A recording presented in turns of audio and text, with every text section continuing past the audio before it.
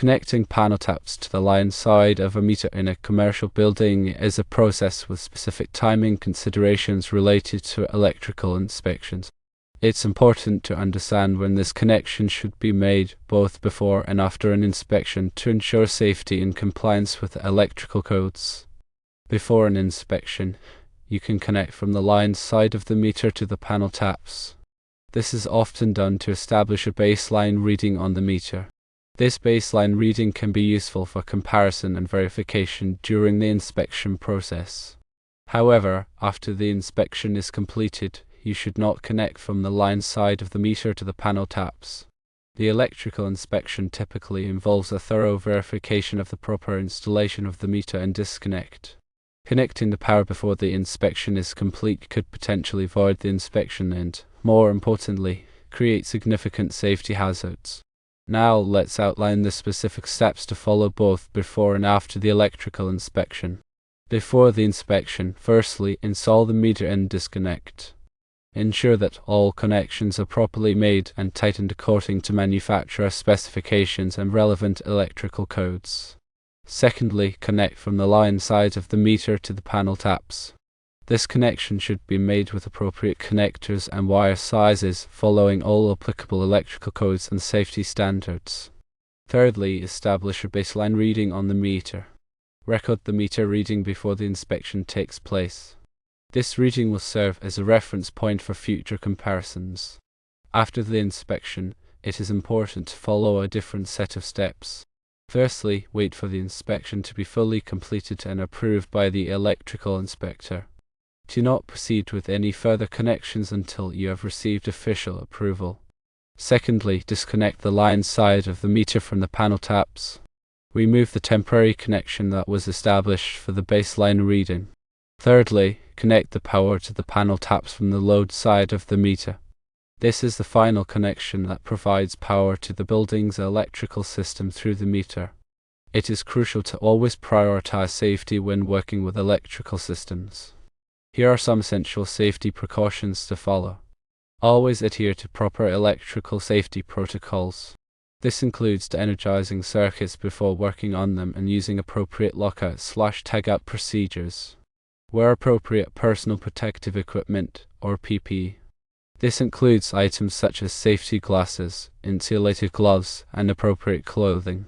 It is highly recommended to use a qualified electrician to perform the electrical work.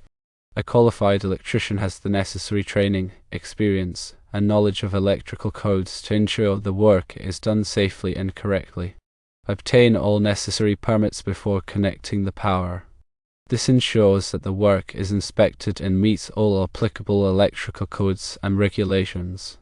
Remember that electrical codes and regulations can vary depending on the location, so it is important to consult with local authorities to ensure compliance.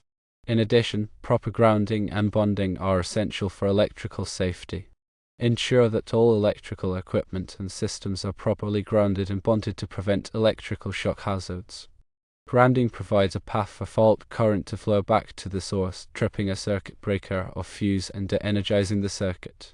Bonding connects all metal parts of the electrical system together to create a low impedance path for fault current. Overcurrent protection devices, such as circuit breakers and fuses, are designed to protect electrical circuits from overloads and short circuits. Make sure that the correct size and type of overcurrent protection devices are installed in the electrical panel. Regularly inspect electrical equipment and systems for signs of damage or wear. Look for things such as frayed wires, loose connections, and cracked insulation. If you find any problems, have them repaired immediately by a qualified electrician. Never overload electrical circuits.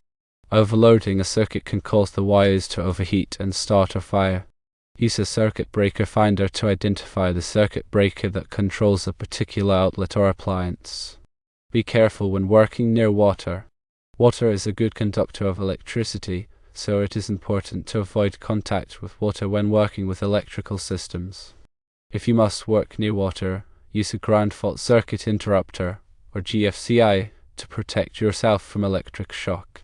GFCIs are designed to detect ground faults and quickly shut off the power to prevent electric shock. They are typically installed in bathrooms, kitchens, and other wet locations. When working with electrical systems, it is important to use the right tools for the job. Use insulated tools to protect yourself from electric shock. Wear rubber gloves and safety glasses to protect yourself from electrical burns and eye injuries. If you are not comfortable working with electrical systems, it is best to hire a qualified electrician to do the work. Electrical work can be dangerous, and it is important to take the necessary precautions to protect yourself from injury. Proper planning and preparation are crucial for any electrical project. Before starting any work, take the time to plan the project carefully and gather all the necessary materials and tools. Make sure you have a clear understanding of the electrical codes and regulations that apply to the project. If you are unsure about anything, consult with a qualified electrician. Following these steps and precautions will ensure a safe and compliant electrical installation in your commercial building. Remember, safety is always the top priority when working with electricity.